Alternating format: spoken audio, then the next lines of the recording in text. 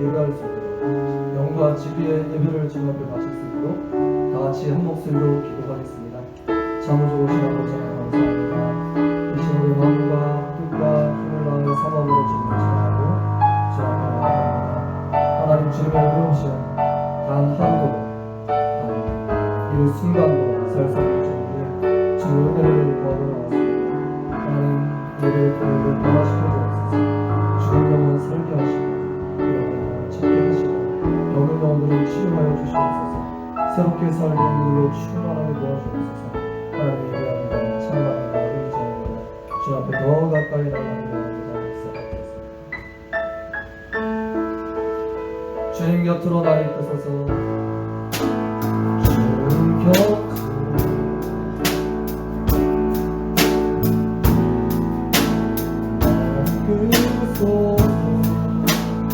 내 모든 것 다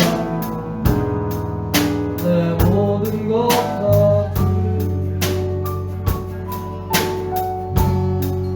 주의 성 듣기 원해 나의 청송한 고가도 나를 찾소서.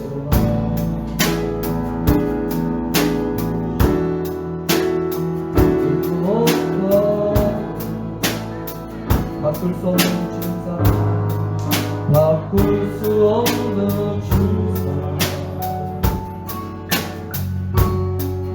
그 품 안에 나 주님의 길로 인도하소서. 주님의 길로 인도하소서. 다같이 오른손을 높이 들고 주님만이 나의 모든 것 주님만이 내 모든 것 되시니 주님만을 더 알게 하소서. 주님만이 내 모든 것 되시니 주님만이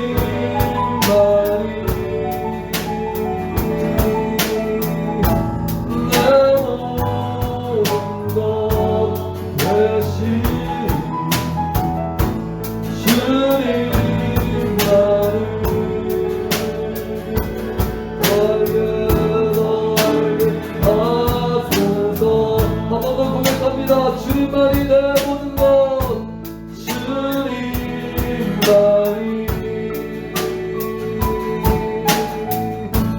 내 모든 것 되시니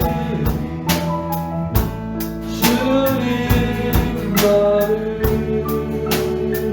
더 알게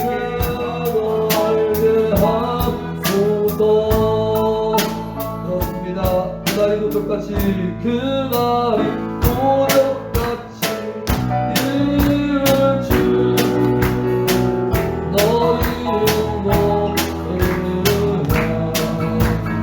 그때여 있으라 그때여 있으라 잠들지 마라 주가 동행하라 항상 기뻐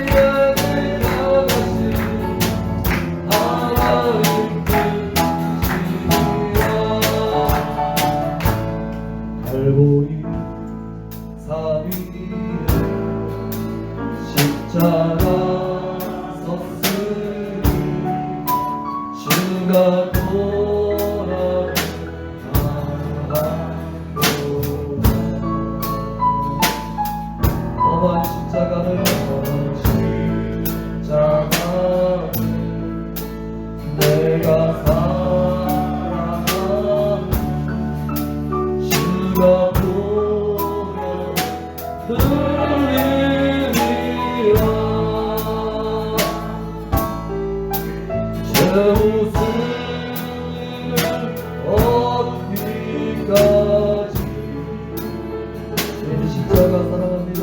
주의 십자가 사랑하리.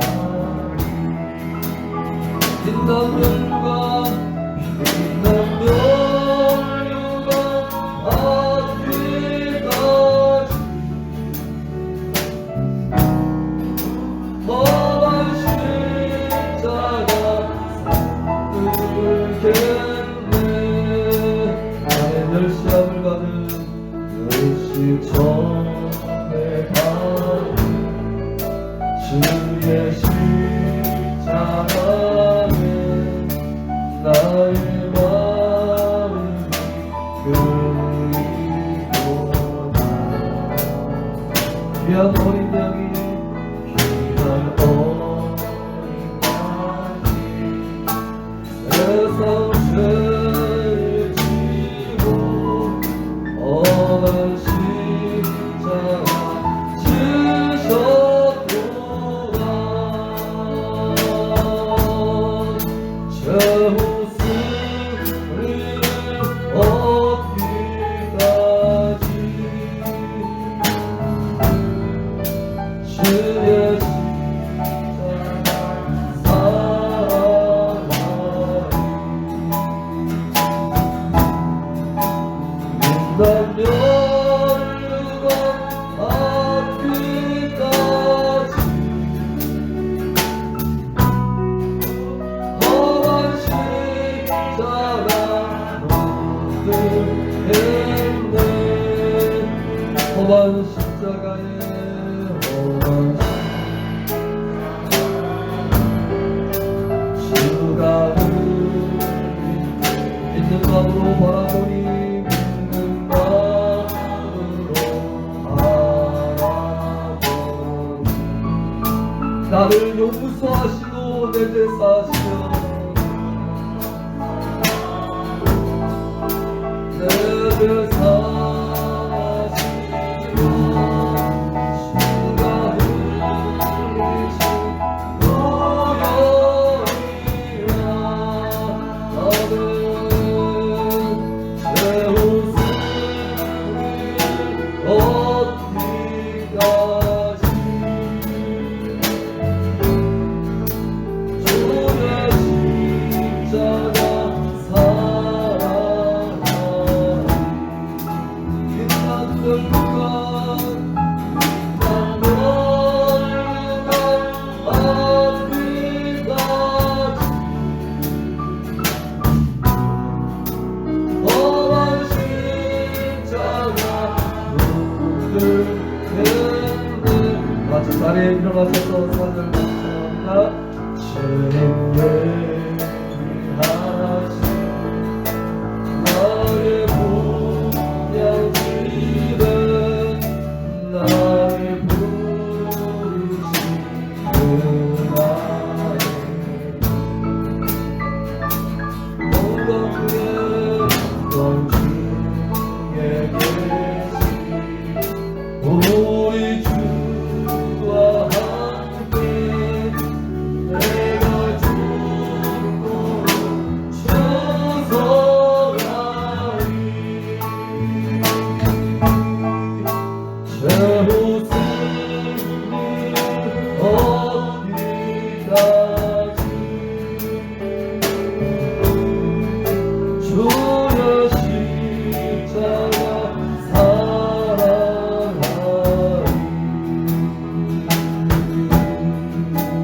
빛난 멸류관 앞뒤까지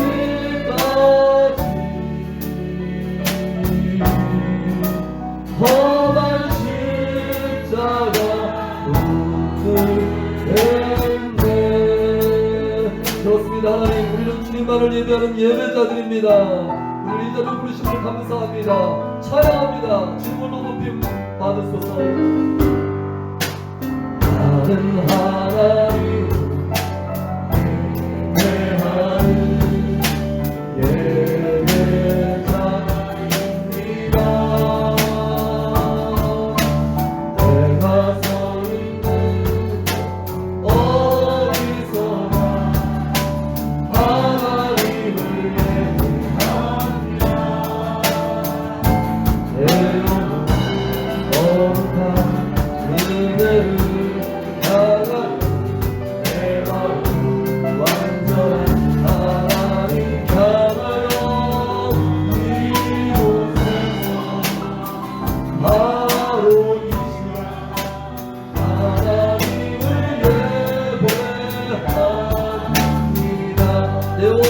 거룩한 은혜를 향하여 내 마음 완전한 하나님 향하여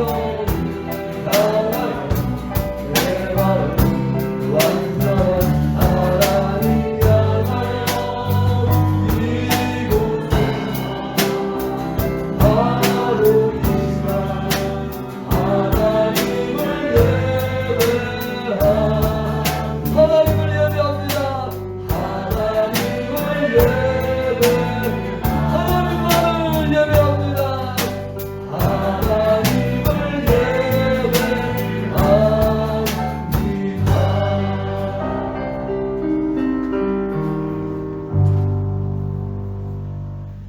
전능하사 천지를 만드신 하나님 아버지를 내가 믿사오며 그 외아들 우리 주 예수 그리스도를 믿사오니 이는 성령으로 잉태하사 동정녀 마리아에게 나시고 본디오 빌라도에게 고난을 받으사 십자가에 못 박혀 죽으시고 장사한 지 사흘 만에 죽은 자 가운데서 다시 살아나시며 하늘에 오르사 전능하신 하나님 우편에 앉아 계시다가 절로서 산자와 죽은 자를 심판하러 오시리라. 성령을 믿사오며 거룩한 공예와 성도가 서로 교통하는 것과 죄를 사하여 주시는 것과 복이 다시 사는 것과 영원히 사는 것을 믿사옵나이다. 아멘. 다시 자리에 앉으셔서 참회 찬송 380장 찬양입니다.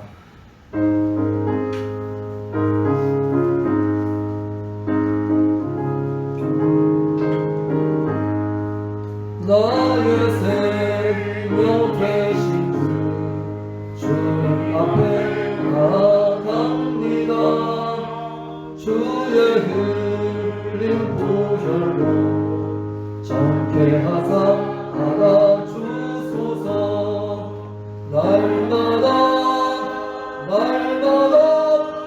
주를 찬송하겠네. 주의 사랑 줄로서 나를 굳게 잡아내소서. 괴로운 세상 지낼 때 나를 인도하여 주소서. 주를 믿고 나가며 나의 길을 잃지 않겠네. 날마다 주를 찬송하겠네. 주의 사랑 줄로서 나를 굳게 잡아내소서. 세상 살아갈 때에 사랑합니다. 밝고 빛난 천국에 나의 영혼 들어가겠네. 날마다 주를 찬송하겠네. 주의 사랑 줄로서 나를 굳게 잡아내소서.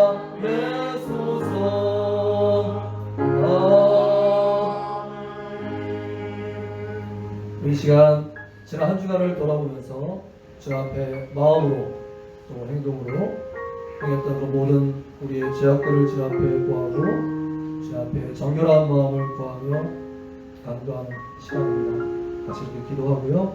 특별히 이 시간 기도할 때 이만직 원사님을 위해서 기도해 주시길 바랍니다. 이제 내일 입원하셨다가 신장 시술 받을 일정을 잡아서 시술을 받으실 예정이신데요. 깨끗하게 나와서 모든 순환이 원활해지고 모든 나음을 완전히 이루실 수 있도록 권사님을 위해서 같이 또 기도해 주시기 바랍니다. 같이 한 목소리로 기도합니다. 오 좋으신 아버지 하나님 감사합니다. 이 시간에 마음을 다해서 뜻을 다해서 힘을 다해서 사모하고 찬양하고 예배하기를 원합니다. 하나님 그렇지만 주 앞에 나가는데 우리의 발목을 잡아내고 또 하나님 외의 신앙을 가리는 우리의 눈을 가리고 우리의 더러운 죄악들을 있습니다. 주님 우리들을 불쌍히 여겨주시고 지금 한 주간을 살아가며 우리 가운데 모든 그런 더러운 죄 이제 완전히 벗겨지게 하시고 하나님 우리의 더러운 죄악들이 온전히 주님의 무거운 보혈의 것으로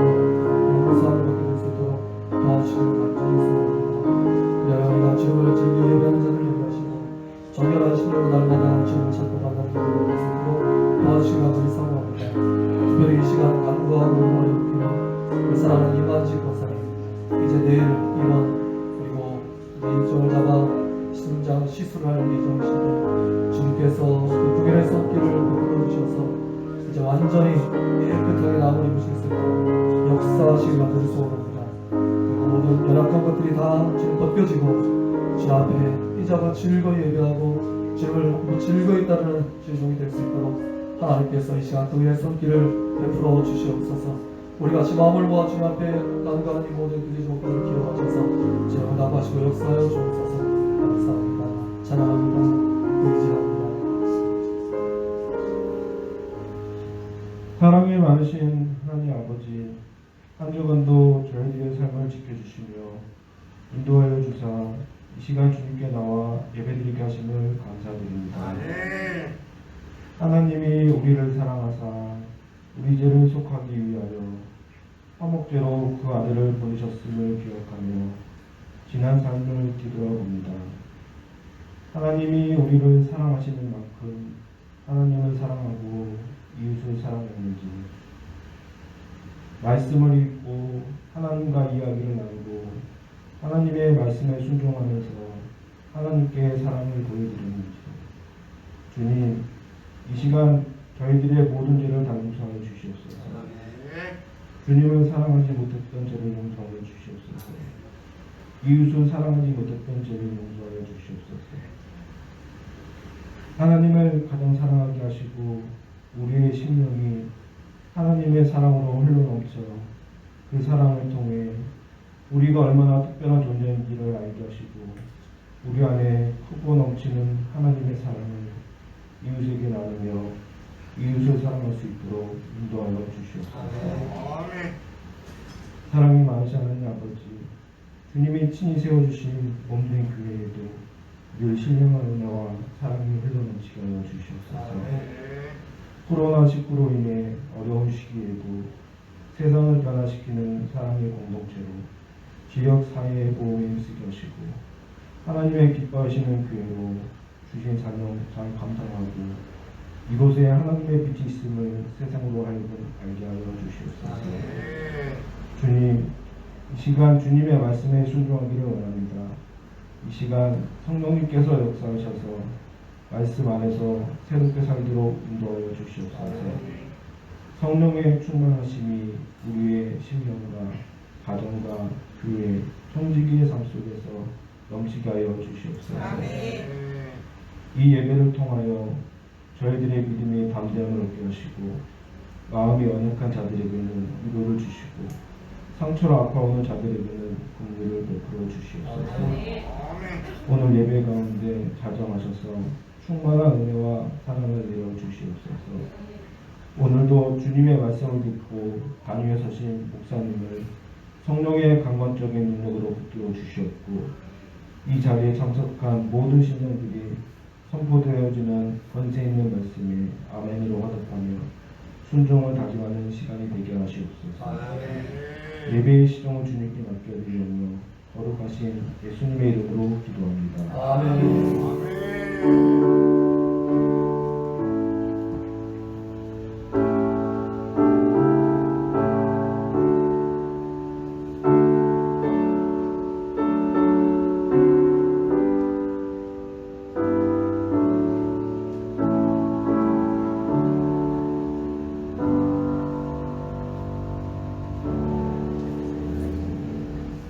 오늘 해주시는 하나님의 말씀은 호세아서 11장 1절에서 4절까지입니다. 호세아서 11장 1절에서 4절까지 말씀입니다. 성경을 다 펴셔야 될 것 같습니다. 제가 화면 안 차고 있는 것 같아요. 호세아서 11장 1절에서 4절까지 말씀입니다. 1266쪽에 위치해 있습니다.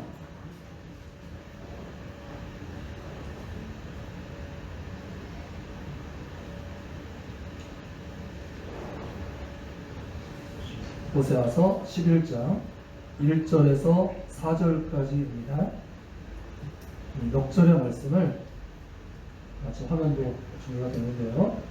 화면 참조하시면서 이 넉절의 말씀을 교독하도록 하겠습니다. 이스라엘이 어렸을 때에 내가 사랑하여 내 아들을 애굽에서 불러냈거늘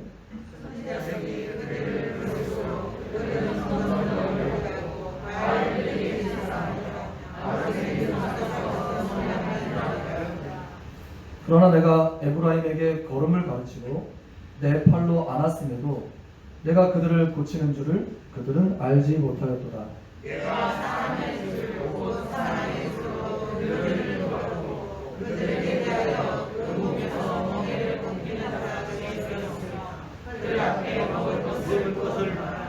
아멘. 아멘. 자, 오늘 말씀 제목 두 분과 같이 따라해 보시겠습니다. 하나님의 사랑의 줄. 하나님의 사랑의 줄.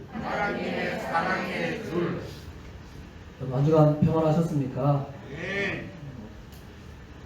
역사상 최장 기간 장마라는 그 긴 장마가 이제 오늘이면 끝이라고 그렇게 말하죠.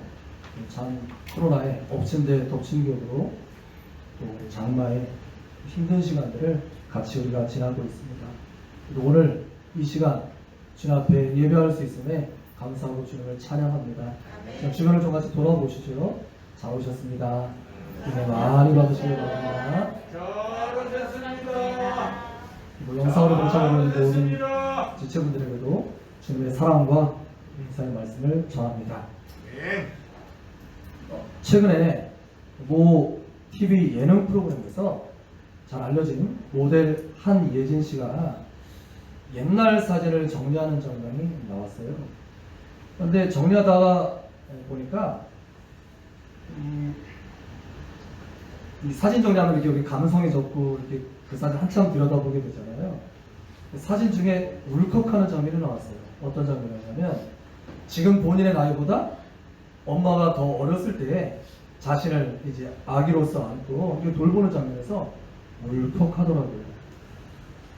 이 이유는 자신은 이렇게 그 가족들이 좀 여럿이 있어가지고 거기에 이렇게 더부살이 정확한 내용을 잘 모르겠는데 아무튼 그런 중에 한 명이었기 때문에 엄마가 너무 정신없이 대가족들을 돌봐야 돼서 자기한테 어떤 사랑과 관심이 충분하지 않았다라고 그렇게 생각이 늘 들었대요. 그래서 기회만 되면 엄마한테 그 불평을 늘 늘어놓았었다고 생각했는데 사진을 하나하나 돌아보니까 자신의 인생에서 가장 도움이 많이 필요했을 때 그리고 인생에서 가장 소중한 그런 졸업이라든지 이런 어떤 축하의 시간마다 늘 갓날 아기 때부터 자기들이 자라오는 그런 과정에 엄마가 늘 옆에 계속 그 소중한 시간을 함께했다는 사실을 새삼스럽게 발견하면서 너무 그것 때문에 이렇게 울컥하고 눈물을 보이는 그런 장면이 있었습니다. 오늘 본문 말씀도 마치 하나님께서 하나님의 백성들을 그 어린 시기 우리가 아직 미처 하나님을 알지 못하던 것 같은 그런 신앙적으로 아주 어린 때부터 시작하여서 우리들을 어떻게 그 시기 심기마다 돌보시고 이끄시는지를 잘 설명해주는 그런 소중한 어쩌면 성경상에서 가장 드라마틱한 그런 말씀이 아닐까 이런 생각이 듭니다. 그런데 이 호세아서 말씀을 잘 들여다보면요 하나님의 사랑은 너무나 놀랍고 크고 감동적인 사랑인 것은 분명하지만 또 다른 측면에서 바라보면 가장 비극적인 사랑이기도 한 것 같아요. 왜냐하면 그 사랑은 마치 이룰 수 없는 외사랑 내지 짝사랑처럼 보이기 때문에 그렇습니다. 오늘 본문이 위치한 이 호세아서의 말씀을 들여다보면 마치 요즘 많이 하는 말로 막장 드라마를 보는 것 같아요. 막장 드라마보다 더 드라마틱해요. 그도 그럴 것이 호세아는 북이스라엘에서 활동했던 그 희귀한 안 되는 소중한 그런 하나님의 종 선지자였습니다. 오늘로 말하면 목회자였던 거예요. 그런데 하나님께서 그에게 중매를 서셔서 한 여인과 결혼을 하게 되었는데 그 여인의 이름이 무엇일까요? 음탕한 저 고멜과 같이 있고 이런 찬송이 있는 것처럼 그 여인의 이름은 고멜이었습니다. 그녀의 직업은 몸을 파는 음란한 여인이라고 성경이 소개하고 있어요. 그럼에도 불구하고 그런 하나님의 명령으로 하나님의 다 뜻이 있겠지 이런 순종하는 마음으로 사실 성경을 보면 이런 여인 자체를 가까이 한다는 것 자체가 파격이고 안 되는 건데 그 모든 벽을 다 뛰어넘어서 하나님은 그녀를 사랑케 하시고 또 이런 여인을 지극정성으로 정말 사랑하고 그래서 나중에 아이를 셋을 차례대로 낳게 됩니다. 첫째 아기의 이름이 아들 이스르엘이었고요. 둘째 딸의 이름이 로루하마였고요. 셋째 다시 아들을 낳는데 이 이름이 로암이었어요. 그런데 여기서 이제 셋이라는 말이 성경상으로 보면은 완전, 칠도 완전이지만 셋도 어떤 완전함을 의미하거든요. 어떤 균형적으로 셋은 가장 안정적인 형태라고 보여요. 그래서 우리 지금 예배당에도 다 스탠드들이 발이 3개예요. 가장 안정적으로 버티고 있을 수 있는 상태라고 말합니다. 그래서 이 아이를 셋 정도 낳았으면 그래도 마음을 잡고 이제 완전히 좀 변화된 상태가 되어서 그 안에서 정말 결혼 생활 충실하게 자녀들 잘 돌보면서 이렇게 해야 될 것이라고 우리는 생각이 되는데 이 여인은 그런 가장 기본적인 어떤 사람들의 그런 사랑들을 저버리고 그럼에도 불구하고 그녀는 또 음행에 빠져서 세상으로 돌아가게 됩니다. 기가 막히죠. 이 여인이 세상으로 돌아갈 때 한마디 외치면서 돌아간 그 고백이 성경에 기록되어 있는데요. 성경을 펴놓으셨으면 따라서 보시면서 읽어보시길 바랍니다. 오세아서 2장 5절 말씀이에요. 2장 5절 말씀에 그 여인이 세상으로 돌아오면서 뭐라고 외치고 돌아가냐면 이렇게 써 있습니다. 제가 읽겠습니다. 나는 나를 사랑하는 자들을 따르리니 그들이 내 떡과 내 물과 내 양털과 내 삶과 내 기름과 내 술들을 내게 준다 하였습니다. 이렇게 말하고 있어요. 오늘날도 목회자의 삶은 경제적으로 넉넉하지 않지만 호세아 당시 선지자의 삶도 그 세례 요한이 저 광야에서 가죽 옷 같은 거 입고 거친 음식 먹고 이렇게 살았던 것처럼 아마 경제적으로 풍족하지 않았을 거예요. 그녀는 그런 삶이 넌더리가 났는지 그 모든 상황을 다 이해할 수는 없지만 아무튼 이 6가지를 나를 사랑하는 이들이 나를 위해서 준다 이렇게 말하면서 그 자리를 박차고 도망치고 말았습니다. 여기서 말하는 준다는 것들을 가만히 살펴보면 좀 정리해보면 종류별로 그 내용이 뭐냐면 결국에는 먹을 것, 입을 것, 즐길 것들임을 잘 알 수가 있어요. 즉 유혹하는 세상을 향해서 그녀는 뒤도 돌아보지 않고 기꺼이 달려갔다는 말을 하고 있는 것입니다. 그래서 실제로 다시금 옛날 생활로 돌아가서 정부의 품에 놀아나는 그런 사람이 되고 말았습니다. 여러분이시라면 어떻게 하겠습니까? 부부의 정서는 소중한 거잖아요. 저는 그 입장이 되지 않았으니까 다 말하지 못해요. 그렇지만 많은 경우에 이 정도 되면 그래도 할 만큼 했다 생각하면서 포기할 가능성이 많지 않겠습니까? 이제 너희 어미라고 부르지 마라. 너희 어미는 세상이 좋다고 떠난 사람이다. 이미 하나님께서 그걸 아시고 이름을 그렇게 붙여줬답니다.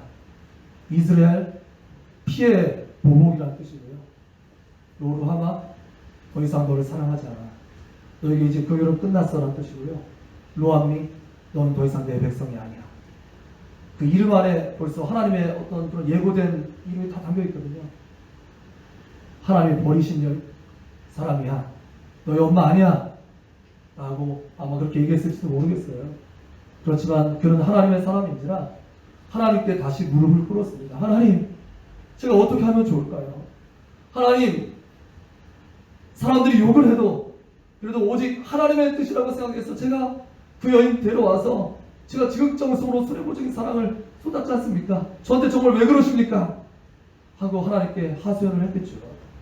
그런데 하나님께서 다시 말씀하시는 거예요. 3장 1절에 써 있습니다. 여호와께서 내게 이르시되 이스라엘 자손이 다른 신을 섬기고 건포도 과자를 즐길지라도 여호와가 그들을 사랑하니 너는 또 가서 타인의 사랑을 받아 음녀화된 그 여자를 사랑하라. 무슨 말이냐면 나도 그래. 나도 내 백성들을 그렇게 사랑하고 있어. 너도 가서 그렇게 사랑해야 돼. 라고 말씀하시는 거거든요.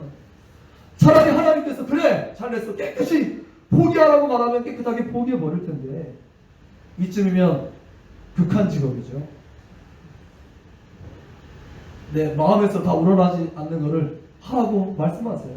너무 잔인하시죠. 내가 배신을 일삼는 백성들을 사랑하는 것처럼 너도 똑같이 해야 된다고 말씀하는 거예요. 그래서 그는 눈물을 머금고 돌아가서 2절 말씀을 보니까 뭐라고 써있냐면은 값을 지불해서 이제 그녀를 다시 사오게 되는데 은 15개와 보리 한 호멜 반의 값을 지불하고 그녀를 사온다라고 말하고 있습니다. 이 금액은 당시 노예들의 몸값이었다라고 해요. 은 30개 정도. 은 30개에서 많이 들어봤죠.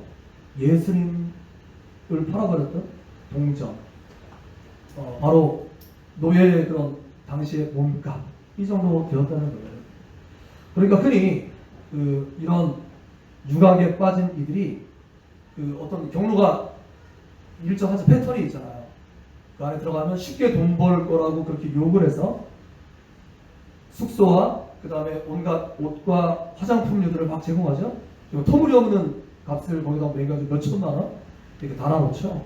그럼 그는 돈을 많이 버는 것 같지만 다 뜯겨서 소위 포주라는 작자들에게 다 뜯겨서 그 굴레에서 전혀 헤어나올 수 없는 삶을 반복하게 된다는 사실을 우리가 뭐 드라마나 등등을 통해서 알고 있어요. 이 여인 딱 지금 그렇게 된 거예요. 나오고 싶지만 가끔 왜 아이들이 생활하지 않았겠습니까? 왜 가끔 남편의 그 순애보적인 사랑이 생활하지 않았겠습니까? 하지만 이제 그 굴레에 걸려서 나오고 싶어도 나오지 못하는 상태가 된 거죠. 그렇지만 이 호세아는 기꺼이 가서 다시 한번 몸값을 다 치르고 빚 다 대신 다 갚아주고 다시 그녀를 데려왔다라고 성경의 이야기는 일단락이 됩니다. 이 모습은요 마치 하나님께서 백성들을 창조하셔서 다 허락하셨잖아요.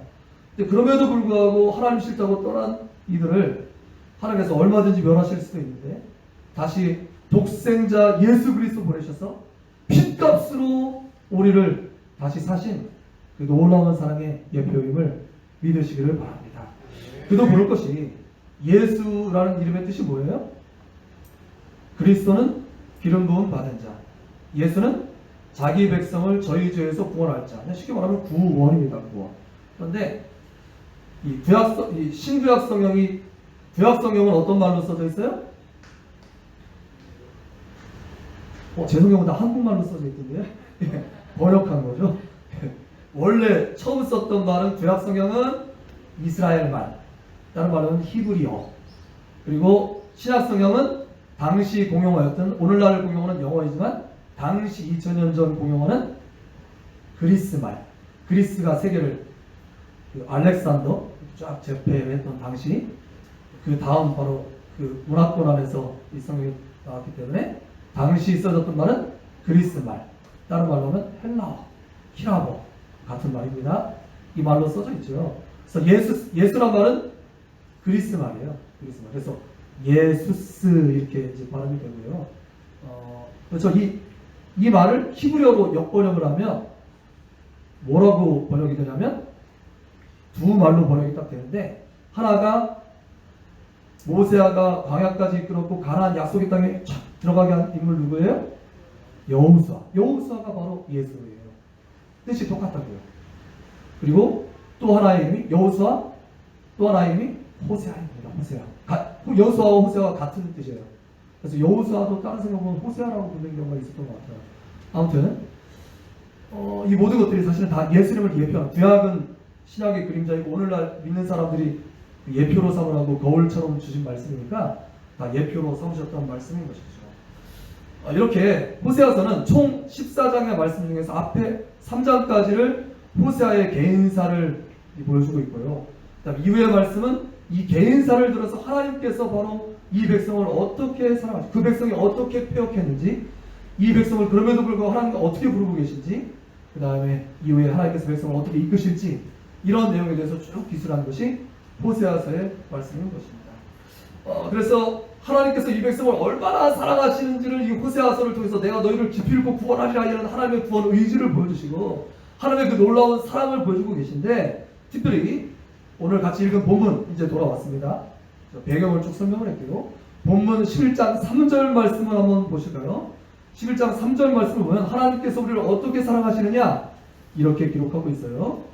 찾았으면 같이 읽어볼까요?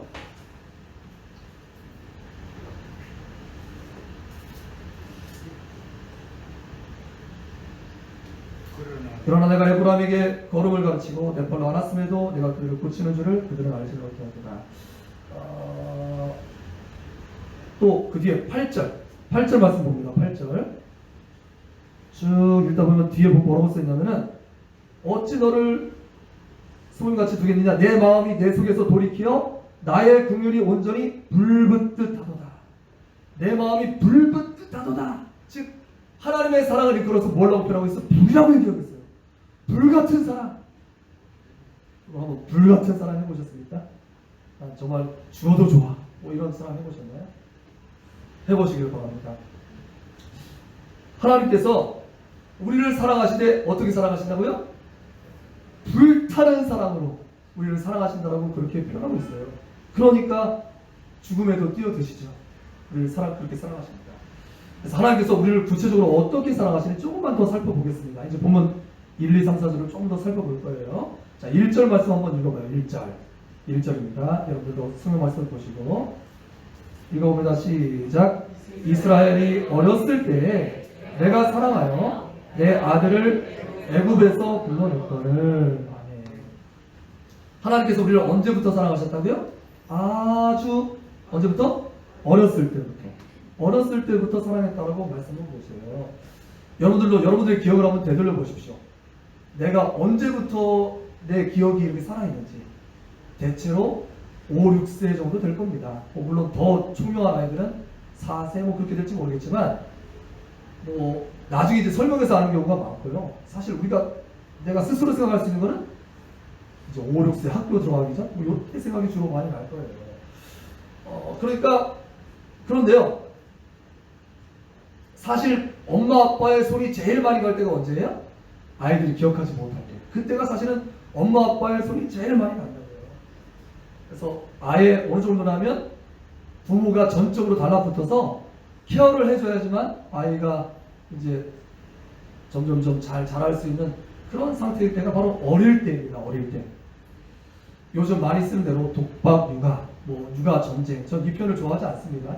그 안에 보람과 가치를 훼손하는 말이라고 생각하기 때문에 좋아하진 않지만 여하튼 이 땅에 많은 사람들이 그런 표현을 쓸 정도로 육아가 쉽지 않은 건 사실이잖아요.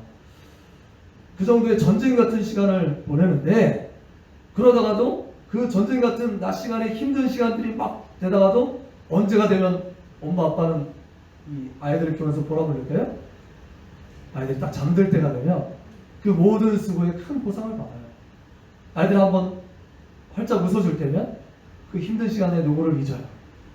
특별히 아이들이 새근새근 잠들어 있을 때를 보면 이런 천사가 없구나. 하나님께서 천사를 나에게 보내주셨구나. 이런 생각이 저절로 들죠. 이런 아이들이 불편해서 막 울고 있으면 도대체 왜 울고 있는지 자세히 살피는 것도 부모의 몫이죠. 배가 고픈 건지 아니면 어디 기저귀 갈 때가 되었는지, 그리고 혹 아파서 아이가 막 열이 오를 때면 어떻게 합니까? 저도 그런 아이들을 새 키우면서 그런 경험이 있는데 아까 잠이 오지 않아서 여기 앞에 있는 하이 같은 경우는 울음소리는 얼마나 그렇게 우렁찬지 아주 그냥 이렇게 크게 울고 잠은 또 엄청 안 자고. 그도 그렇듯이 엄마 아빠도 초보 부모예요. 20대 뭐 이때 부모가 됐어요. 그러니까 잘 몰라요. 그러니까 도대체 어떻게 할지 막 바둥거리고, 쟤를 재우기 위해서 집에 도착하고 1시간을 동네를 돌았어요. 희한하게 차에 있으면 자요. 차에 있어요. 근데 내리면 울고 막 그러니까 동네에 도착해서 한 바퀴를 더 돌고 1시간 정도 돌고 이제 그렇게 다시 들어가서 재웠던 경우도 나고. 그리고 저기 둘째 같은 경우는 엄마가 그때 마침 일을 하러 나와 시기가 돼서 어릴 때 저녁 시간을 제가 여기 있으면서 쟤를 들쳐 업어서 늘 재우고요. 나중에 업고 있는 것도 힘들더라고요. 아무리 애라도. 그러면 제 배 위에다 이렇게 올려놓고 나도 힘드니까 같이 눕습니다. 그래서 제 인형이 같은 경우는 초등학교 1학년 때까지 제 배 위에서 잠을 잤어요. 막내 같은 경우는 한 번은 토요일 날 밤 열이 막 이렇게 오는 겁니다. 보통 당시가 아직 100일이 되지 않은 때였어요. 신생아 때였는데 열이 막 30도 뭐 정확히 잴 수는 없지만 막 엄청나게 오는 거예요. 그래서 가까운 병원에 응급실로 달려갔더니 아이가 그렇게 열이 오는 경우는 척수염 뭐 이런 가능성이기 때문에 대학병원으로 가는 거예요. 그래서 뭐 당장 그 시간에 뛰어갈 수는 없어서 그날 밤 아내와 제가 번갈아 가면서 1시간씩 잠 한숨도 자지 못하고 그냥 이렇게 벽에 기대서 이렇게 아이를 안고 그냥 밤을 지냈어요. 그리고 이 주일날 예배 시간이 되어서 그래도 예배를 어떻게 들렸다 가야 될 것 같아가지고 예배당 문을 딱 들어섰는데 정말 놀랍게도 예배당 문을 들어서는 순간 열이 뚝 떨어졌어요. 하나님께서 기적적으로 고쳐주신 것이죠. 뭐 모두에게 그렇게 하라고 말하진 않습니다. 그렇지만 아무튼 그런 체험도 했어요. 저는 요즘도 아이들이 셋이 나란히 벌써 다 큰 아이들이 되었지만 요즘도 새 아이들이 나란히 누워서 자고 있는 모습을 보면 참 아빠로서 얼마나 뿌듯한지 모르겠어요. 일부러 화장실을 오가고 왔다 갔다 하면서 또 일부러 들어가서 한번 더 얼굴을 살피고 가요. 그때가 좀 제일 행복한 시간이에요. 아이들이 이 코로나의 이런 힘든 시기, 이런 다들 어렵고 괴롭다는 그런 시기에도 이렇게 비교적 안전하게 보호받으면서 그래도 엄마 아빠의 품에서 이렇게 쉴 수 있다는 사실이 얼마나 뿌듯하고 감사한지 모르겠다 이런 생각이 들어서 늘 보고요. 지금은 더워서 그럴 필요 없지만 이제 좀 찬바람이 불고 그럴 때면 지나가다가 이불 한번 덮어주고 그렇게 각오를 한다고요. 그런데 다름 아니라 하나님께서 어떻게 우리를 이끄셨다고요? 다름 아닌 우리를 그렇게 이끄셨다고 말씀하고 있는 거예요. 특별히 본문을 보면 4절 말씀을 보십시오. 오늘 제목의 말씀인데 하나님께서 우리를 사랑하실 때 어떻게? 사랑의 줄 곧 사랑의 줄로 그들을 이끌었다라고 표현하고 있어요. 이 사랑의 줄이 뭔가 영어로 ties of love라고 써 있는데 사랑의 줄로 뭐 꽁꽁 매어라 이런 뭐 트로트 노래들 꽁꽁 밧줄로 꽁꽁 뭐 이런 노래가 있는 것 같은데 잘 모르겠고 아무튼 그 줄로 꽁꽁 매었다 이제 이런 뜻이고요. 이 줄을 조금 더 원어적으로 들어가 보고 다른 쉬운 번역성을 보면은 아이를 안는 포대기 줄이라는 뜻이 있어요. 포대기 줄. 그러니까 하나님께서 우리를 너무너무 사랑하셔서 마치 그 아기를 포대기로 업어서 우리를 그렇게 이 금이야 오기야 얼굴을 막 부으면서 그렇게 사랑스럽게 우리를 돌보는 모습을 사랑의 줄이라고 표현하고 있는 것입니다. 그런데 아이들은 커가면서 어떻게 합니까? 마치 자기들이 저절로 큰 것처럼 착각을 하고 이제 사춘기로 접어들면서 어떻게 합니까? 막 반항하고 제 둘째 딸만 해도 제가 막 전에 매를 뭐 이렇게 애들을 할 때는 매를 들거든요. 지금도 전 매를 들거든요. 근데 이게 손을 다 올려치면 딱 손을 잡고 아빠 이제 힘으로는 안 돼요. 이렇게 말하진 않나. 사춘기로 접어들면서 반항하고요. 어릴 때는 그렇게 거인 같고 세상에서 제일 위대해 보이던 부모들이 사춘기 때는 그렇게 초라하게 느껴지죠. 심지어는 자기들보다 못 배웠다고 무시하고요. 모른다고 막 깔보고 이런 마음을 막 갖는다고요. 문을 꽝 닫고 들어가서 소통하기를 거부하고요.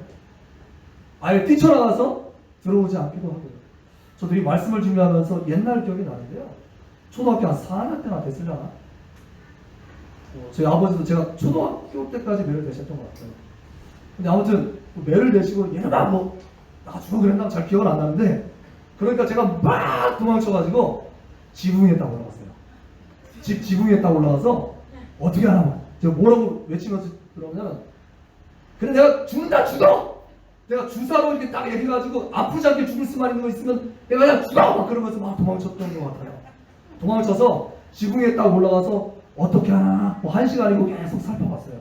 그랬더니 병철아 하고 저를 찾는 목소리가 들리더라고요. 아마 어머니 아버지는 기억 안 나실지도 몰라요. 그런 때가 있었나 이럴지도 모르는데 저는 그때가 이제 굉장히 제가 못할 짓을 한 거기 때문에 나쁜 짓을 한 거기 때문에 기억이 생생하죠. 그랬던 기억도 나요.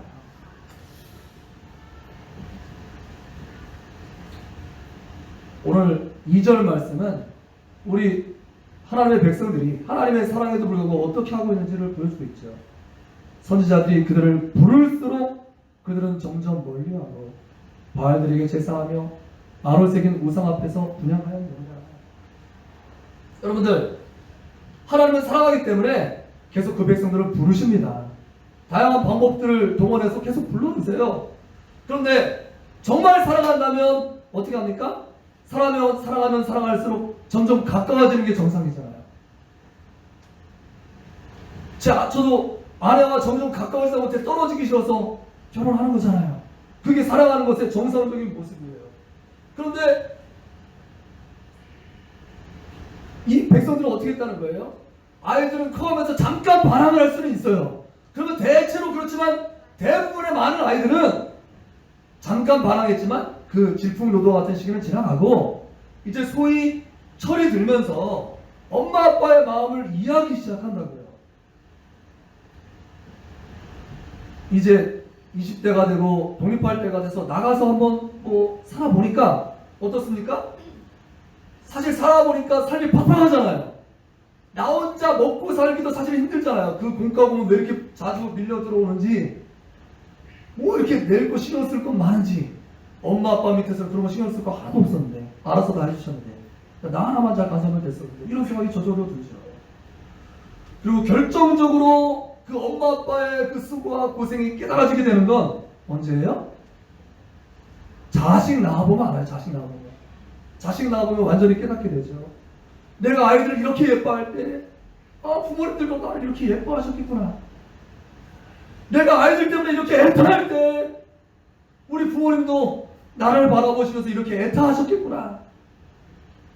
그리고 그렇게 오래 인내하시면서 나를 믿어주시고 기다려주시고 그랬겠구나. 이런 생각이 들면서 철이 드는 것이죠. 하나님께서는 그렇기 때문에 하나님의 그 사랑을 깨달으라고 우리에게 부모님도 주셨고 또 부모도 되게 하신 것 같아요. 그런데 이스라엘 백성들은 어떻게 했다고요? 이게 자연스러운 건데 먼저 그 사랑을 받았던 이스라엘 백성들이면 부르면 부를수록 멀어지고 그 사랑을 당연한 것으로 여기고 세상에 나가서 제멋대로 살았다라고 지금 하나님께서 호세아에게 하소연하고 있는 것입니다. 얘야, 이 백성들이 그래. 내가 그래도 그들을 계속 불러다 놓고 그래도 사랑했어. 너도 네 아내를 그렇게 사랑해주지 않겠니? 라고 말하고 계신 거라고요. 즉 하나님의 사랑은 여러분 우리가 하나님의 사랑에 대해서 도대체 왜 그러는 걸까요? 왜 하나님의 사랑을 우리는 그렇게 악용하는 걸까요? 생각해보면 마치 물 마시는 것이 당연하고 숨 쉬는 것이 당연하고 하나님의 사랑도 당연한 것이라고 부모의 사랑도 당연한 것이라고 우리는 착각을 하는 것 같아요. 따라온 당상처럼 마치 잡아놓은 물고기처럼 언제나 곁에 있을 것으로 착각하기 때문에 이건 어차피 내 거야 뭐 이런 생각을 하기 때문에 이건 내가 필요할 때 언제든지 와서 취할 수 있는 거 생각하면서 내 멋대로 놀아나는 것 같아요. 그래서 우리는 잘 알고 있습니다. 우리는 물도 지금은 사 먹어야 되고요. 숨도 지금 마음껏 쉴 수 없고요. 부모님도 영원히 내 곁에 계시지 않을 거라는 걸 우리는 너무나 잘 알고 있어요. 즉 하나님의 사랑도 영원한 사랑이고 우리에게 너무나 당연하게 느껴지는 사랑이지만 이 기회의 시간에서만 그런 것이지 이렇게 내 멋대로 계속 튕겨나가기를 반복하다 보면 그 사랑의 끈은 나중에 고무줄은 늘었다 줄었다를 반복하지만 나중에 끝까지 당겨버리면 탄성을 잃어버리고 뚝 끊어져 버리고 마는 것입니다. 영원히 돌아오지 못할 강을 건널 수 있다는 그런 긴장감을 가져야지만 되는 것입니다. 하나님 그렇기 때문에 우리에게 이 땅에 기회를 계속 허락하시는데요. 깨닫게 돌이키도록 몇 번의 기회를 허락하시는데 그것이 다음과 같은 것입니다. 그러면 성경책을 찾아놨던 제가 두 가지를 제시할 건데요. 먼저 2장 6절을 보십시오. 2장 6절. 하나님께서 그래도 사랑하기 때문에 우리에게 계속 기회로 부르시는 장면인데요. 2장 6절 찾으셨으면 읽어봅니다. 2장 6절 시작. 그러므로 내가 가시로 그 길을 막으며 담을 쌓아 그로 그 길을 찾지 못하게 하리니. 이 말씀이 어디에서 나오는 말씀이냐면 아까 그 고멜이 나한테 뭐 먹을 걸 주고 뭐 옷을 주고 뭐 즐길 것을 술 주고 뭐 이렇게 즐길 것을 주는 사람들 향해서 내가 달려가리라 하면서 뛰쳐나갔잖아요. 바로 그때 하나님께서 1차 저지선을 딱 주신다는 거예요. 그러므로 내가 가시와 그 다음에 담을 쌓아가지고 그거 못 찾아가게끔 하나님께서 막으신다는 겁니다. 우리가 이 세상을 살면서 종종 장애물을 만날 때가 있어요. 우리는 그 장애물들을 만날 때마다 이렇게 생각해야지만 됩니다. 하나님께서 지금 나에게 사인을 보내시는 것이 아닐까? 사실 하나님께서 이렇게 느껴질 정도의 사인을 보내실 때가 좋은 때인 줄 믿으시길 바랍니다. 왜? 아직 하나님께서 나를 포기하지 않으셨다는 증거이기 때문에 그래요. 하나님 포기하시면 그냥 내버려 두어라라고 말하는 심판에 이어지게 되는 것입니다. 히브리서 12장 6절 말씀을 보니까 주께서 그 사랑하시는 자를 징계하시고 그가 받아들이시는 아들마다 채찍질 하심이라. 그래서 우리가 세상으로 너무 멀리 나가는 그때 때마다 하나님께서는 다양한 방법을 들어서 우리의 삶을 자꾸 가로막으시죠. 얘 안 돼. 너 그렇게 살다 큰일 나. 돌아와 하고 하나님께서 부르시는 거죠. 하나님 눈에 보이지 않으시니까 우리가 알아들을 수 있는 수단을 가지고 말씀하시는 거예요. 돌아와라. 그렇게 말하는데도 기어코 가시밭에 발이 찔려가면서 담이 막 쌓였는데도 그걸 기어코 막 넘어가면서 세상을 향해서 나가는 걸 도대체 어떻게 막을 수 있겠냐고요. 두 번째 하나님의 부르심도 써있는데요. 오늘 본문의 11장 4절 말씀을 보니까 내가 사랑의 줄로 그들을 이끌었고 라고 말합니다. 그래서 사랑의 줄을 설명할 때 앞에 수식어가 하나 있죠. 뭘로 이끌으셨다고요? 사랑의 줄은 이퀄 뭐라고요? 사람의 줄이라 그런 말이죠. 사람의 줄. 즉 하나님께서 우리를 이끄시는 하나님의 방법은 몇 가지가 있는데 그 하나가 환경을 통해서 말씀하시고 이 자연 만물을 통해서도 말씀하시는 거예요. 그래서 존 뉴턴이라는 그 나 같은 죄인 살리신의 목사님은 나는 매일 신문을 본다. 하나님께서 이 세상에 대해서 뭐라고 말씀하시는지 듣기 위해서 이렇게 표현하셨어요. 또 칼 바르트라는 사람은 한 손엔 성경을 한 손엔 신문을 쥐라고 말했어요. 즉 믿음의 눈을 가지고 하나님께서 이 세상 가운데 어떤 일을 행하시는지 바라볼 수 있어야 되는 것이죠. 코로나 사태 결코 우연이 아닙니다. 하나님께서 이 백성들을 향해서 돌이키라는 마지막 경고라고 저는 생각해요. 경고입니다. 경고. 하나님께서 우리에게 담을 쌓고 계신 거예요. 마치 저 어제 이제 묵상하면서 도대체 이때가 어느 때쯤인가 생각해봤어요. 창세기 1장에서 11장에 바벨탑 사건이 나와요. 바벨탑을 사람들이 눈에 보이게 높이 쌓아서 하나님과 대적하는 바로 그때 하나님께서 바벨탑을 통해서 다 흩어버리셨어요. 이때는 저는 감히 생각하기를 요한계시록에서 딱 11장 남았다. 11장 몇 장 안 남았다. 요한계시록 몇 장 안 남았다. 마치 그들이 눈에 보이는 바벨탑을 쌓았을 때 하나님께서 막 다 흩어버리셨던 것처럼 지금 인간들은 눈에 보이지 않는 인생의 바벨탑을 높이 쌓아가고 있다. 그런데 너희들이 아무리 높아지고 나를 대적하려고 한다 할지라도 너희는 결코 하나님이 아니다. 너희는 결코 신이 될 수 없다. 한갓 그 병균에도 꼼짝 못하는 사람에 불과하다. 피조물에 불과하다라고 경고하고 계신 것이죠. 그래서 그때도 하나님께서 언어를 흩으셔서 사람들을 다 흩으셨던 것처럼 못 만나게 하세요. 만나면 죄짓고 만나면 나쁜 짓 하니까 아예 사회적 거리두기라는 이름으로 다 흩어지게 하는 거예요. 도저히 뭔가 지혜가 보이고 모아서 대적할 기회를 차단하시는 그런 사인이라고 생각되지 않으십니까? 하나님의 말씀하신 방법, 환경을 통해서 또 사람을 통해서 또 이 완성된 하나님의 말씀이 선포되는 이 강단을 통해서 말씀을 통해서 하나님께서 우리 가운데 깨닫게 하시고 말씀하십니다. 하나님께서 이렇듯 사람을 통해서 손을 내미시는 거예요. 요즘도 큰 수해로 많은 이들이 고통을 받고 현재 진행형으로 아직도 이 고통을 당하고 계신데요. 이런 잘 알려진 이야기가 있어요. 한 번은 홍수통에 이 한 사람이 겨우 목숨을 건져서 지붕 위에 이제 올라가게 되었어요. 물이 점점 차오릅니다. 하나님께 기도했어요. 하나님, 제발 저에게 하나님의 손길을 건져서 저를 건져주세요 하고 그랬더니 기도했는데 저쪽에서 보트가 딱 오더니 빨리 타세요 라고 하는 거예요.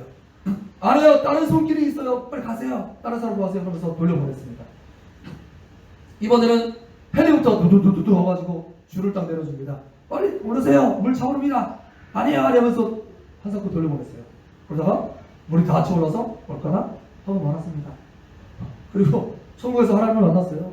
하나님, 제가 하나님의 손길을 내밀어서 저를 구해달라고 분명히 구했는데 그때 하나님은 저를 왜 외면하셨습니까?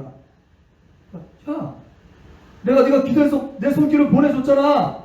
보트도 보내주고 헬리콥터도 보내주고 근데 다 싫다며 라고 얘기하셨다는 거죠. 물론 꾸며진 이야기일 테지만 하나님께서 사람을 통해서 오늘 우리를 부르신다는 것은 좋은 예일 수 있을 것 같습니다. 거듭 이야기하지만 하나님께서 이렇게 사람들을 동원해서 말씀하실 때가 좋은 때인 거죠. 강단에서 하나님 말씀으로 주어질 때 그렇구나 깨닫고 바로 고칠 거 좀 고치고 수정해서 제자리에 내가 궤도를 이탈했네? 제자리로 돌아오고 그러면 얼마나 또 좋아요. 이렇게 눈에 보이진 않는 하나님과 이 땅에서 동행하기 위해서 하나님께서 택하신 방법이 바로 성령님을 보내셔서 우리 마음을 성전 삼고 그리고 교회를 이 땅에 머리 되신 그리스도께서 몸된 교회로 지체로 다 연결되게 해주셔서 이 땅에서 신앙생활하면서 저도 이 일주일 또 3일 예배, 금요일 예배, 새벽 예배 이 말씀이 만약에 한 달만 주어지지 않는다면 저도 완전히 세상 사람이에요. 저도 하나님의 끈을 놓치고 어떻게 될지 저도 장담할 수 없어요. 그렇기 때문에 하나님께서 우리 서로를 허락하신 줄 믿으시길 바랍니다. 할렐루야. 이렇게 하나님께서는 끊임없는 사랑의 줄로 우리를 붙들어 주려고 하시는데 우리는 자꾸 갑갑하다고 이거 말고 다른 거 없냐고 더 확실한 게 필요하다고 외면하고 계시지 않습니까? 도대체 뭘 더 원하시는 겁니까?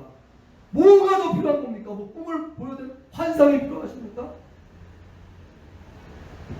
아니면 하나님도 좋지만 여전히 세상도 좋아요 하면서 마치 정부를 따로두고 두 집 살림을 하는 바람난 사람처럼 하나님과 세상에 두 발을 딱 걸치고 있는 것 아닙니까?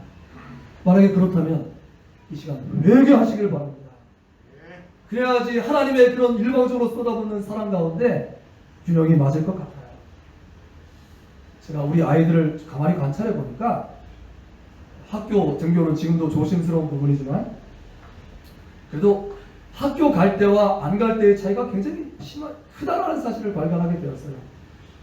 학교 갈 때는 그래도 등교 시간이 있고 과제가 있으니까 일찍 잠자리에 들고 아침 일찍 일어나고 과제를 행하기 위해서 뭔가를 하려고 애를 쓰는 모습이 보이는데 벌써 그게 딱 끝나고 잠깐의 방학 시간 또 학교 안 갈 때의 딱 모습은 자라자라 해도 1시, 2시 눈에 안 보이니까 어떻게 될지 모르죠. 3시 하여간 잠자는 시간도 너무 늦어지고요. 아침에 깨우는데도 왜 이렇게 안 일어나는지 제가 깨우고 협박을 가하죠. 빨리 와, 큐티 가지. 가족 큐티를 먼저 아침에 시작해야지. 하루 일과가 시작되는데 빨리 와. 가장 현실적이고 이 시간에 아니면 안 될 그런 마지노선 시간에 다 깨우거든요. 그래서 그 시간에 무조건 일어나야 돼. 그래도 말을 안 듣는 막내는 제가 무거워서 꽤 무거운데 이제 그걸 애를 안고 갔다가 뛰어오면 그때 눈을 막 뜨고 겨우 살이 않거든요. 제가 말을 계속 막 하다니까 제 막내는 요새 저한테 뭐라고 하냐면 잔소리 대마왕. 제 별명이 잔소리 대마왕이 됐어요. 오죽하면 제가 계속 그런 말을 해야 될까요? 여러분들 그래도 엄마 아빠 품에 있을 때가 좋은 때인 것처럼 우리도 하나님의 사랑의 줄에 매여 있어야 될 줄 믿으시기를 바랍니다. 그래야지 탁월하지 못해도 보통은 합니다. 평균 값은 낼 수 있어요. 그 사랑의 줄이 많이 풀려버리면 마치 이른 양처럼 세상을 헤매게 되면 바로 맹수들이 내 목숨을 노리고 있고요. 한 발자국 잘못 디디면 바로 천길 낭떠러짐을 너무나 잘 알고 있습니다. 마치 주님께서 친히 목자가 되셔서 지팡이와 막대기로 나를 안위하시나이다 말씀했던 것처럼 주님의 사랑의 줄에 굳게 매여 있으시길 간절히 바랍니다. 하나님께서 다시금 오늘 말씀으로 이 사람의 줄 부족한 종을 들어서 다시 한번 여러분들을 부르고 계실 때에 이 사랑의 줄에 나를 꽁꽁 메어 놓으시길 바랍니다. 마치 폭풍과 벌어질 때 휩쓸리지 않으려고 돛에다가 나를 그냥 꽁꽁 메어 놓는 그런 사람처럼 다시 한번 주님의 사랑의 줄에 나를 굳게 좀 매시길 바랍니다. 하나님의 한 맺힌 짝사랑을 끝내고 이제 그 사랑에 온전히 매어 살기를 결단하시길 바랍니다. 그래서 우리의 평생이 하나님의 사랑의 줄에 매어 아름다운 열매로 채워져가는 귀한 삶이 되기를 기도합니다. 이 찬양하고 기도할 거예요. 오직 주의 사랑에 매어 내 기뻐 노래합니다. 이 소망의 언덕 기쁨의 땅에서 주께 사랑드립니다. 오직 주의 인재 아래 갇혀 내 기뻐 찬양합니다. 이 소명의 언덕 거룩한 땅에서 주께 경배를 같은 고백이 있으신 분들은 오른손을 높이 들어서 주께서 주신 모든 은혜 나를 말할 수 없네. 내 영혼 즐거이 주 따르렵니다. 주께 감사드립니다. 주께서 주신 모든 은혜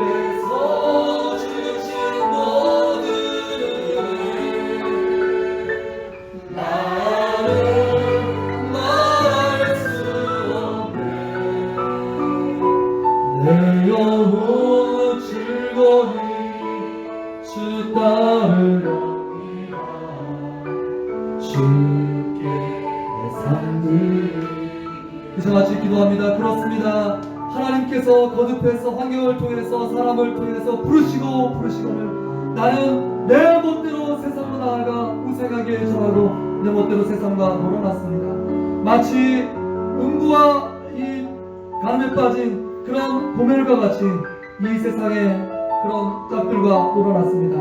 하나님 우리들을 불쌍히 여겨주시고 주님의 그 기회의 손을 주님 멈추지 마시고 나를 이 시간 다시 한번 꼭 붙잡아 메어주세요.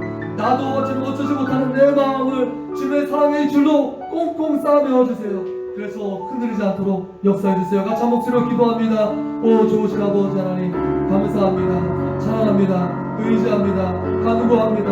아버지 하나님 그렇습니다. 주님은 사랑의 줄로 아버지 내가 미처 다 알지 못했던 그 어릴 때부터 사랑의 줄로 나를 싸매시고 금이나 옥이야 얼굴을 부비시면서 하나님 우리 아버지 가장 아버지여 아버지 힘든 그의 형편들로 다 살피시고 우리를 사랑으로 보살피시고 인도하시거늘 우리는 그 사랑을 당연한 것으로 여기고 하나님 주님의 아버지 거듭된 부르심에도 불구하고 이 세상으로 나아가 세상과 악착하며 아버지 무사원들에게 요청하고 하나님의 마음을 슬프게 아프게 만들어드렸음을 회개합니다.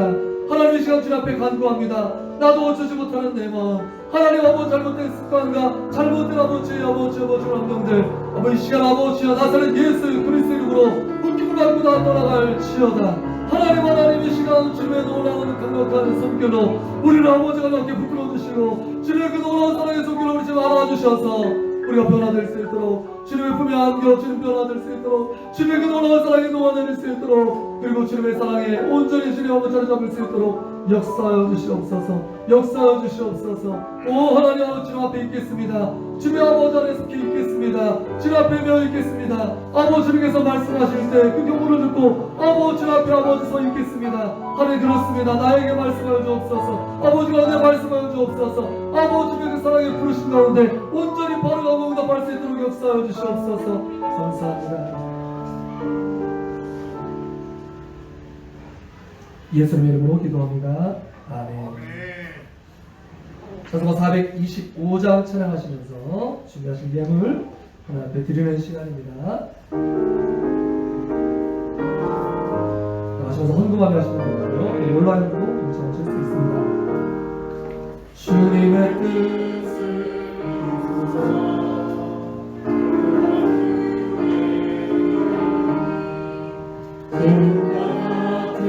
날 비르사 주님의 형상 만드소서.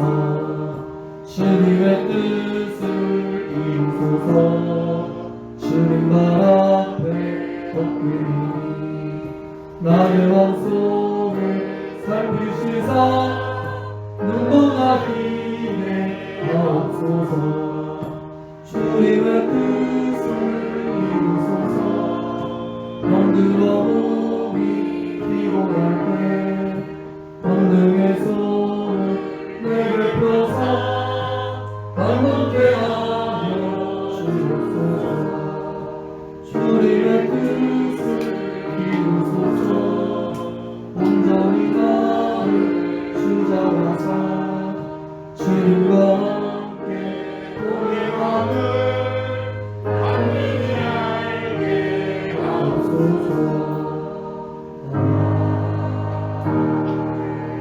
교회 소식 나누도록 하겠습니다. 청지기는 여러분을 환영하고 사랑하고 축복합니다. 특별히 이 자리에 여러분을 소개해드리고 싶은 분이 계신데요.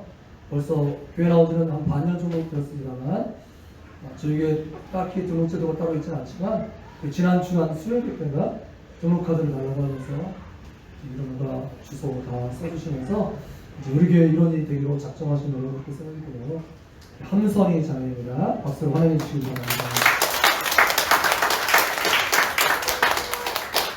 그래서 코로나 시국에 우리에게 허락하신 지체란 사람이라서 얼마나 감사하고 감격스러운지 모르겠어요. 감사합니다. 매일 저녁 거의 빠지지 않고 매일 나와서 기도의 시간을 1시간 이상씩 지키고 집에 들어가고 가까운 아파트에 사시는데 그 기도의 자리를 지키는 소중한 자매입니다. 코로나 비상 대응팀이죠. 여러분들도 아시는 것처럼 지금 수도권 감염 일파가 고려대 김호중 교수에 의하면 이미 수도권에 만연해 있다라고 말하고 있습니다. 그 말인즉슨 마스크 꼭 어떤 장소에나 열심히 써야 된다는 뜻이고요. 최선을 다해서 방역해야 되고요. 2단계로 올라가도 하라고 말하는 게 이미 우리가 하고 있는 그게 2단계 하고 있는 거예요. 그래서 따로 공지를 하지 않았습니다. 50명 이하의 조면을 하지 않은 사람들이 모여서 일단 식사 제공하지 않고 이제 마스크 다 쓴 상태로 예배 드리는 것. 여러분들이 여기저기 가보시면 알겠지만 아마 실내 모임 중에서 우리 예배 모임이 비교적 제일 안전한 축에 속할 거라고 그렇게 생각이 들어요. 그러니까 그 지친 대로 계속 잘 따라주시면 될 것 같습니다. 하여간 우리가 할 수 있는 건 최선을 다해서 해야죠. 자, 그리고 주간 예배 묵상 기도 계속 여러분들이 잘 귀 기울이시고 이럴 때일수록 하나님의 사랑의 질에 더 굳게 배일 수 있도록 나도 거기 애쓰는 모습이 필요하죠. 최선을 다해주시기 바랍니다. 그리고 우리 지난 주중에도 이제 광고 말씀드렸습니다만 학생회 및 주일학교 여러 행사가 나름대로 몸부림치면서 행사 시간을 가졌어요. 그래서 완전하게 교사들의 지도에 했습니다. 그 영상이 준비되어서 같이 잠시 나누고자 합니다.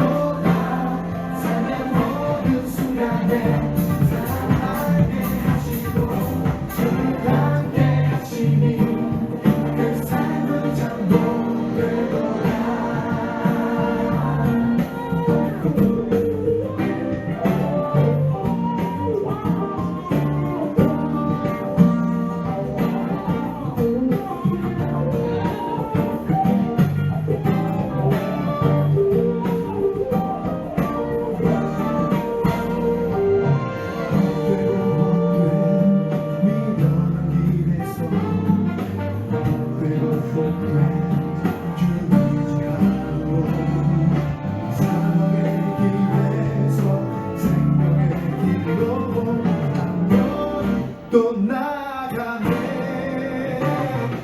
주와 동행하는 자, 주를 기뻐하는 자, 주와 경외하는 자, 복이 있도다. 삶의 모든 순간에 사랑하게 하시고. 네, 함께 박수를 한번 돌려드릴까요? 강하신 목사님들 세대들 수고 많으셨고요. 네, 여기까지 다시 한번 또 감사와 사랑을 드립니다. 다른 거 없으시면 다 같이 자리에 일어나셔서 외치고 찬양 후에 축도하고 모든 일들을 마칩니다.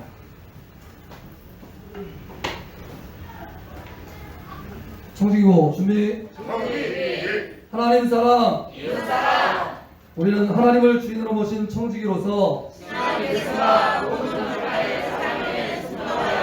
이 땅에 하나님의 나라를 실현한다. 이를 위해 하나, 둘, 셋, 넷.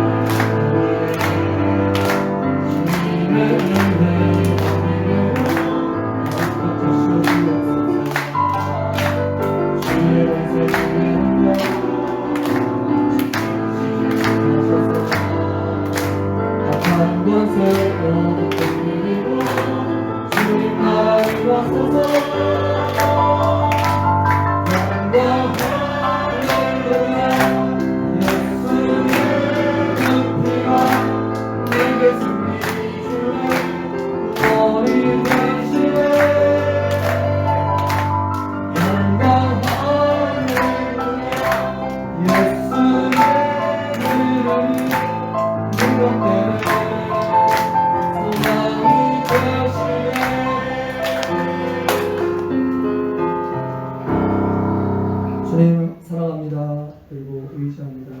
우리의 삶의 형편을 너무나 잘 아시는 주님, 하나님께서 마치 어린아이들이 다 알지 못할 때에도 그렇게 우리를 금이야 오기야 얼굴을 부비며 마치 포대기를 안는 것처럼 우리를 사랑하심을 인하여서 감사합니다. 우리의 삶도 그렇게 돌보고 계심을 믿습니다. 주님을 사랑하는 마음으로 그렇게 우리도 주님 앞에 잘 반응하며 살 수 있도록, 주님께 배워 살 수 있도록 역사하여 주옵소서. 이제는 우리 주 예수 그리스도의 놀라운 은혜와 아버지 하나님의 극진하신 사랑과 성령님의 감동감과 주만 인도교통 역사하시는 모든 은총이 이제 주님의 부르심에 온전히 반응하여 주님의 사랑의 줄에 얹고 묶여 평생을 주님 앞에 드리기를 다짐하고 결단하는 사랑하는 모든 성도님들, 그 가정과 하시는 일 전체 위에 지금부터 영원토록 함께 하시기를 간절히 축원하옵나이다. 아멘.